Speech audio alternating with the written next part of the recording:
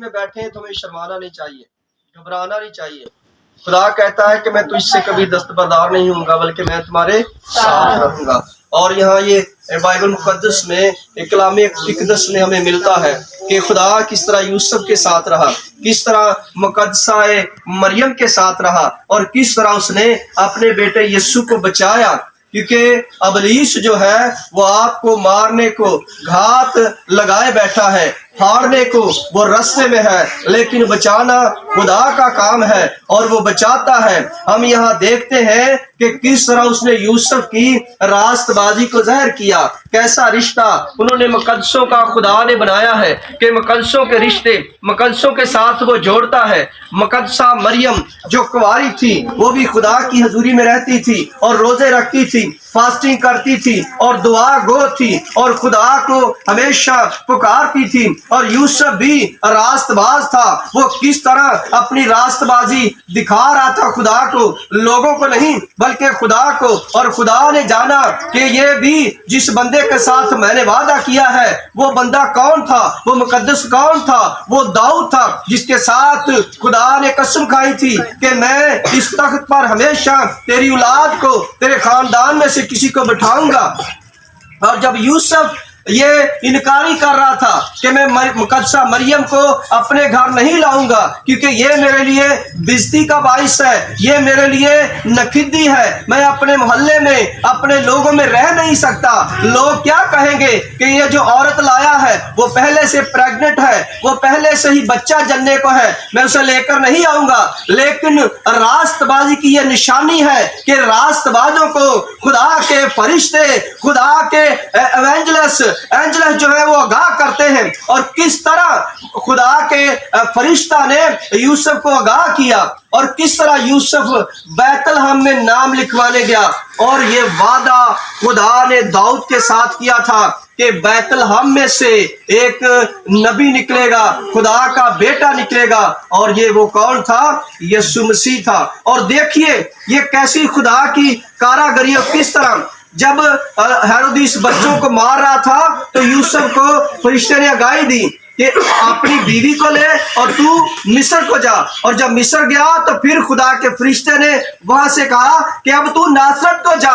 یہ ہجرت، یہ جو سفر تھا یہ اس کے لیے مبارک تھا۔ جب آپ خدا کے لیے سفر کرتے ہیں، راست بازی کا سفر کرتے ہیں تو آپ کے لیے وہ سفر مبارک ہوتا ہے۔ جب ہم راست باز ہوں گے تو خدا کے فرشتے جو ہے وہ آپ کی آگاہی کریں گے۔ ابراہیم کی آگاہی فرشتے کرتے تھے، اسحاق کی آگاہی فرشتے کرتے تھے، اور خدا خود بھی ان سے بات کرتا تھا۔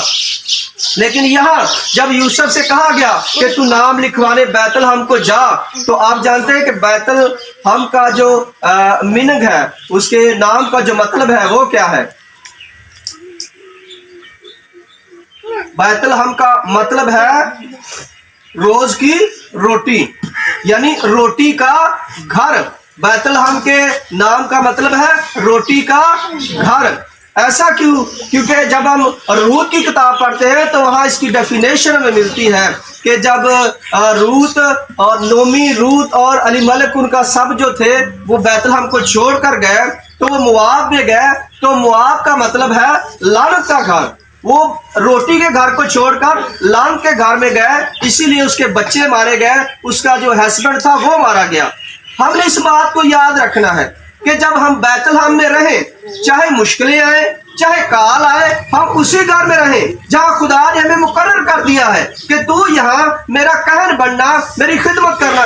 اب یوسف جو ہے جب اس کو آگاہی ملی وہ بیت الحم کو گیا، اس نے نام لکھوایا، اور کلام مقدس بیان کرتا ہے کہ اس کے وضع مل کا وقت بھی آ پہنچا، مقدسہ مریم کا وقت بھی آ پہنچا۔ یہ خدا نے پلاننگ بنائی کیونکہ خدا نے اس کام کو اس بیت الحم میں ہی کرنا تھا کہ یسوع مسیح کہاں سے ہو؟ بیت الحم میں ہی پیدا ہو۔ اب وہ اس وقت رواج تھا۔ یہ کیوں نام لکھوانے کا وقت آیا؟ کیونکہ پہلے بھی نام لکھے جاتے تھے، پرانے عہد نامے میں ہم دیکھتے ہیں، لیکن 400 سال بعد یہ پہلی دفعہ پریکٹیکل ہو رہا تھا کہ نام لکھوانے کا دستور دوبارہ سے میسر ہو رہا تھا، شروع ہو رہا تھا۔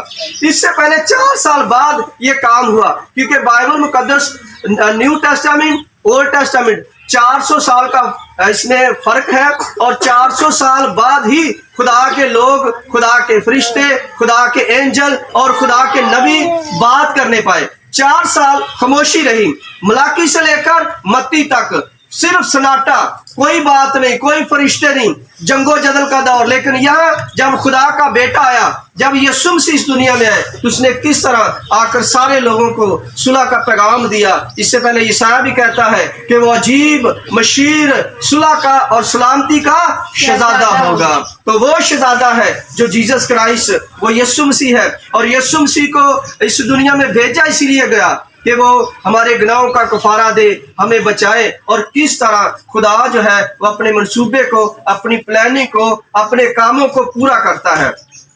اس کے آگے شیطان کی ساری چالیں فیل ہیں۔ اس کے آگے جب خدا انسان کو مضبوط کرتا ہے، جب خدا انسان کے ساتھ ہوتا ہے، تو خدا یہ کہتا ہے کہ جب میں تمہارے ساتھ ہوں تو کون تمہارا مخالف ہے جو تجھے گرا سکے؟ پھر آپ کو کوئی گرا نہیں سکتا۔ میں پچھلے جمعے والے ایک بات کر رہا تھا کہ جو آپ کو خدمت ملی ہے وہ آپ نے چھوڑنی نہیں ہے۔ اصلی بات یہ ہے، آپ یہ نہ سوچیں کہ ہماری خدمت ایسی کیوں ہے۔ ایک دن آئے گا کہ آپ کی خدمت فروٹفل ہوگی، وہ رنگ لائے گی، وہ اثر چھوڑے گی لوگوں کے اوپر۔ جب آپ خدمت کو چھوڑ دیں گے، یوسف نے فرشتے کی آگاہی کو سنا، کیونکہ وہ راست باز، ہمیشہ یاد رکھنا ان کے کان کھلے ہوتے ہیں خدا کے روح کے لیے، اور وہ خدا کی بات کو سنتے ہیں۔ ایسا نہیں ہے کہ خدا اور لوگوں سے بات نہیں کرتا، یہ اینجل جو ہے، خدا کے فرشتے جو ہیں، اور لوگوں سے بات نہیں کرتے، وہ اور لوگوں سے بھی بات کرتے ہیں۔ لیکن اور لوگ جو ہے وہ دنیا داری میں کھوئے ہوتے ہیں، ان کو روپے پیسے، دنیا، مال و جالت اور پراپرٹی کی فکر ہوتی ہے۔ لیکن جو راست باز ہوتے ہیں نا، وہ صرف اس کے راست بازی کے بھوکے اور پیاسے ہوتے ہیں، انہیں کسی چیز سے کوئی مطلب نہیں ہوتا۔ انہیں صرف پیاس ہوتی ہے تو خدا کی، پیاس ہوتی ہے تو روح کی، پیاس ہوتی ہے تو خدا کے کلام کی، کہ خدا کا کلام جو ہے ان کے اندر کیسے سمائے گا، کیسے ان کے اندر ترتیب پائے گا۔ اگر خدا کا کلام بے ترتیب لوگوں پر چھوڑا جائے تو وہ اثر نہیں کرتا۔ جب خدا کا کلام ترتیب سے، خدا کے کلام میں ہر چیز کی ترتیب ہے۔ تعلیم اور تربیت دو چیزیں ہیں، ان میں فرق ہے۔ تعلیم، لوگوں کے پاس بڑی ایجوکیشن ہے لیکن وہ بدتمیز ہیں، وہ ماں باپ کے نافرمان ہیں، کیونکہ ان کے پاس تربیت نہیں ہے۔ بائبل مقدس جو ہے یہ تربیت کرتی ہے، تنبیہ کرتی ہے۔ آپ ایک جاہل آدمی کو لے لیں جو بالکل ان پڑھ ہے، پڑھا لکھا نہیں ہے، جب اس کی تربیت اچھی ہوگی گھر سے، اس کی بولنے کی لینگویج، اس کا بولنے کا طریقہ، سلیقہ جو ہے وہ بہترین ہوگا، تو لوگ اس کو جانیں گے کہ یار یہ پڑھا لکھا ہے، یہ ایجوکیشن یافتہ لوگ ہیں، ان کا بولنا، ان کی لینگویج جو ہے بہت اچھی ہے۔ تو ایک بندہ ایف اے یا بی اے یا اس نے ماسٹر کیا ہوا ہے، تو اگر اس کا بولنے کا طریقہ نہیں ہے تو وہ اس کا مطلب ہے کہ اس کے اندر تربیت نہیں ہے۔ تعلیم ہے، تعلیم تو اس نے محنت کر کے حاصل کی ہے، لیکن تربیت نہیں ہے، اور تربیت کا ہونا ہمارے لیے بہت ضروری ہے، ہر بچے کے لیے، ہر عورت کے لیے، ہر مرد کے لیے، ہر جو کوئی بھی انسان ہے دنیا کا، تربیت کا ہونا ہمارے لیے لازم ہے کہ ہم بدتمیز نہیں ہوں، بلکہ ہم نرم مزاج، حلیم اور انکساری والے لوگ ہوں، ملنسار ہوں، ایک ترتیب کے ساتھ اپنے آپ کو پیش کریں، تاکہ خدا کی جو ترتیب ہے وہ ہمارے اندر ہو، خدا کی جو تربیت ہے وہ ہمارے اندر ہو۔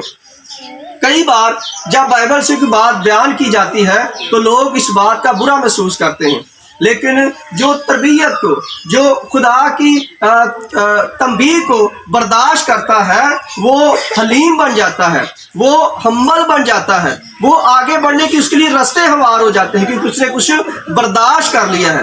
جب ہم کسی چیز کو برداشت نہیں کرتے ہیں تو ہمارے راستے میں رکاوٹ آ جاتی ہے، غصہ ایک رکاوٹ بن جاتا ہے، نفرت ایک رکاوٹ بن جاتی ہے۔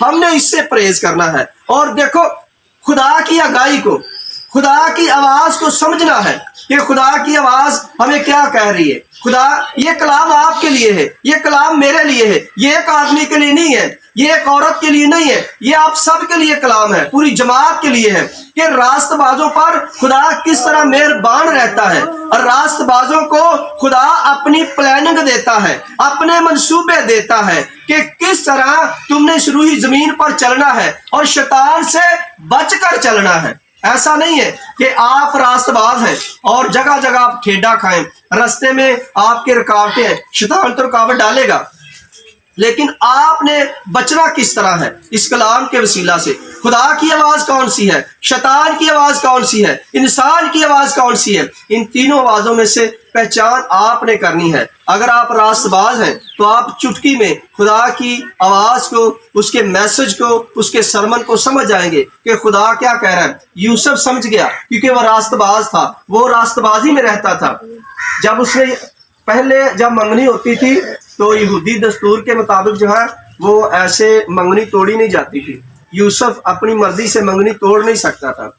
ऐसा होता था कि जब मंगनी तोड़नी होती थी तो 12 बुजुर्ग उस कबीले से और 12 जो बुजुर्ग हैं वो लड़की के कबीले से 24 बुजुर्ग बैठते थे। फिर उस मसले का हल निकाला जाता था कि हाँ भी आया इस लड़की को तलाक होनी चाहिए या इसकी मंगनी टूटनी चाहिए या इसका रिश्ता टूटना चाहिए, या ऐसे जो मसले थे वो हल करते थे। लेकिन यूसुफ अकेला ही ये डिसीजन ले रहा था कि मैं अपनी बीवी को छोड़ दूंगा, लेकिन खुदा का फरिश्ता आया कि तू ऐसा मत कर, तू इसको ले और इसे अपने साथ लेकर मिस्र को जा। और मिस्र से ये अभी नासरत में आया ही था तो ये पैगाम आया खुदा की तरफ से कि जा और नाम लिखवाने बैतलहम को जा। अब ये डिसीजन खुदा ने उसको दिए। आपकी जिंदगी में बहुत सारे डिसीजन हैं जो आपने काम करने हैं खुदा के लिए, इंसानों के लिए नहीं। इंसान के लिए एक वसीला खुदा करेगा, हीला खुदा करेगा, लेकिन आप कुछ प्रैक्टिकल कर सकते हैं, एक दूसरे के लिए अच्छा बोल सकते हैं, एक दूसरे के रास्ते को आप साफ कर सकते हैं, रुकावटें दूर कर सकते हैं, लेकिन उसका अजर कौन देगा? खुदा देगा। हालेलुया, जोरदार तालियां खुदा के कलाम के लिए। हम देखेंगे यशायाह की किताब उसका 60 बाब, तो यहाँ लिखा कि उठ मुनव्वर हो क्योंकि तेरा नूर आ गया है और खुदावंद का जलाल तुझ पर ज़ाहिर हो। हालेलुया, जोरदार तालियां पाक कलाम के लिए। हमें कहा जा रहा है कि तुम भी उठो और मुनव्वर हो जाओ। आज वक्त है आपके पास मुनव्वर होने का। गडरियों को मुनव्वर किया गया, मायूसियों को बताया गया। जब नूर आया तो वो आप चमक देता है, वो लिशकारा है, नूर चमक देता है। जब आपकी जिंदगी में चमक आएगी तो आप उस रास्ते पर गामजन होंगे जो खुदा आपको दिखा रहा है। वो कह रहा है कि उठ, ये आपने हिम्मत करनी है, कोशिश करनी है, उठना है, बैठे नहीं रहना है, एक जगह पर आपने लेटे नहीं रहना है। यूसुफ भी लेटा हुआ था और उसके ख्वाब में जबराइल आया तो यूसुफ उठ खड़ा हुआ। उसे पता चला कि मैंने कुछ करना है, भाई मेरी कोई ड्यूटी लगा दी है खुदा ने, खुदा का मैसेज मेरे पास आया है, मैंने कुछ काम करना है, मैंने बैठे नहीं रहना है। आपके पास ये मैसेज है, उठ और मुनव्वर हो, तेरा नूर तेरे ऊपर आ गया है। अगर आपके ऊपर खुदा का नूर है तो आपको उठना पड़ेगा, खुदा के लिए काम करना पड़ेगा, उसके मैसेज को सुनना पड़ेगा। अब जब उसके मैसेज को आप सुनते नहीं है, पूरी तरह दिल में नहीं रखते हैं, तो आप खुदा के मैसेज को रद्द करते हैं। एक एक की बात जो है कलामे इकदस की, वो बड़ी इंपॉर्टेंट है हमारे लिए, हमारी लाइफ के लिए, हमारे जिस्म बदन जान के लिए बड़ी इंपॉर्टेंट है। अगर हम इसको रद्द कर देते हैं, सुनते नहीं हैं, हम इसको समझते नहीं हैं, तो ये कलाम हमारे लिए फिर बना ही नहीं है, क्योंकि हम तो इसे सुनते नहीं हैं। तो यीशु मसीह कहता है कि जिनके कान हो वो सुने। अगर आप सुन रहे हैं कि किस तरह खुदा कह रहा है कि उठो, ऐ कलीसिया उठो, ऐ लोगों उठो, ऐ उम्मतों उठो, ऐ कबीलों उठो, आज उठने की जरूरत है। हम सोए ना रहे और लोगों की तरह, जो जिस तरह और लोग सोए रहते हैं। आज सोने की जरूरत नहीं है। किस तरह पूरी रात दिसंबर के महीने में जब सर्दी थी, वो लोग जो आग ताप रहे थे उनको मैसेज मिला, वो उठे। मयूसियों को जो बड़े सुदागर थे, बड़े उमीर थे, जिनके पास रुपया पैसा ढेर था, जो आराम में थे, अपने अच्छे बिस्तर पर सो रहे थे, उनको मैसेज मिला।